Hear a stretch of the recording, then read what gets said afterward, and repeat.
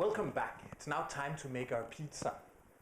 Now, I actually found that our dough we made before is a bit too runny. As you can see, this is very soft. So I did add another 50 grams of flour. So what you can do is check, your dough. So as you can see, this is a bit too runny to actually shape. So I added another 50 grams of flour. So it's still a quite wet dough, very soft, but do that if you find at the end. Sometimes, I'm not quite sure why, then you get these things happening, especially when you use whole grain flour that isn't always uniform. Sometimes you need a bit more water, sometimes a bit less.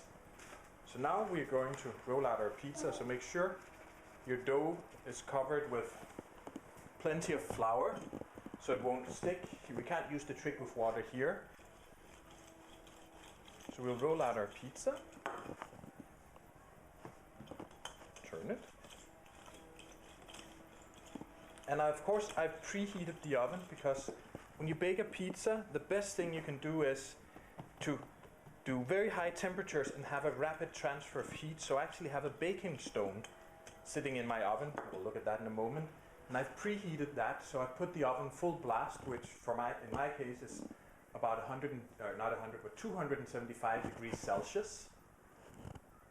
And I've preheated it for half an hour, so the baking stone is red hot.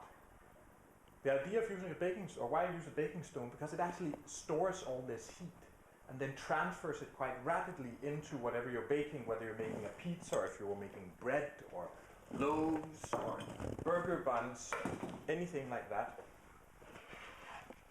Now, we'll transfer the pizza dough onto our pizza spatula. You want to make sure that there's enough flour on it that it can actually slide. So now we have to be a bit fast. So we put the topping on our pizza, and then it needs to go quickly in the oven. So here I have homemade tomato sauce. Again, you can use store-bought organic tomato sauce, but make sure it's not full of corn syrup, maltodextrin, refined starches and stuff, but that is just made from tomatoes, onions, spices, and salt, and maybe a bit of olive oil or another cold pressed oil, and nothing else. So